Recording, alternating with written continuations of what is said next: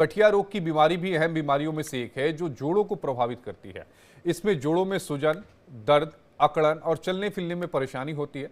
हमारे सहयोगी पंकज राय ने दिल्ली एम्स के गठिया रोग विशेषज्ञ डॉक्टर रंजन गुप्ता से खास बातचीत की है। वो बातचीत आपको दिखवाते हैं। सर, मेरे साथ ज़्यादा बातचीत करने के लिए गठिया रोग विशेषज्ञ डॉक्टर रंजन गुप्ता जी हैं। मैं इनसे बात करूंगा। सर, गठिया रोग को लेकर के आज हम एक बैठक थी। अब माना जाए कि कई पेशेंट आए थे, आपने बातचीत किया। क्या गठिया रोग है, किस तरह की बीमारी होती है? देखिए, हम जो आज बात कर रहे थे वो एसएलई नाम की एक बीमारी के बारे में था। और एसएलई एक तरह का गठिया रोग है, लेकिन साधारण गठिया रोग में जैसे कि आप देखते हैं कि सिर्फ जोड़ों में प्रभाव होता है, तो इसमें जोड़ों में नहीं, बाकी सब अंगों पे भी प्रभाव हो सकता है। एक्चुअली देखा जाए तो शरीर का कोई अंग ऐसा नहीं है जिसमें इसका प्रभाव ना हो सके। सब मरीजों में सब चीज़ें नहीं होती, किसी को हड्डी का, किसी को किडनी का, किसी को ब्रेन का, ये सब प्रॉब्लम्स होते हैं। तो ये अपने आप में एक अलग तरीके का गठिया है और हम उसी के बारे में आज इस बारे में चर्चा कर रहे थे, क्योंकि ये लोग बाकी गठिया लोगों से अलग हैं। उन्हें इतनी तरह की कॉम्प्लिकेशंस होती हैं, तो इलाज अलग है, इलाज से, बीमारी से लड़ने का तरीका अलग है। तो इसीलिए हम लोग साल में एक बार इस तरह का प्रोग्राम करते हैं जो आज इस बीमारी के बारे में था। सर, इसका लक्षण क्या है? किस तरह से पेशेंट के ऊपर ये हावी होता है, या किस तरह का लक्षण आता है तो पेशेंट को सतर्कता बरतनी चाहिए और जा करके इलाज कराना चाहिए?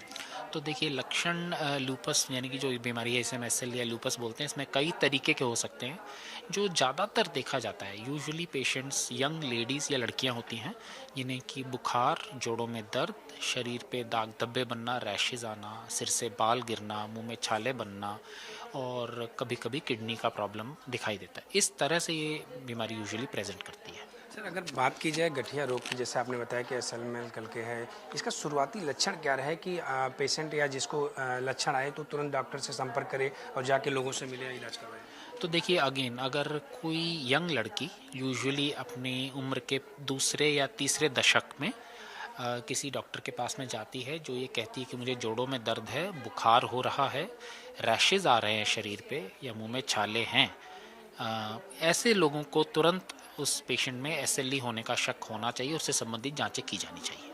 सर, इसमें खाने पीने के लिए क्या पदार्थ यूज करना चाहिए कि इस चीज़ से बचा जाए, और किस तरह से लोग जो है इग्नोर करें, या क्या ये फैलने वाली बीमारी होती है, या घर में किसी को है तो सबको हो जाती है, या सिर्फ उसी तक सीमित रहती है जिसको हो जाए?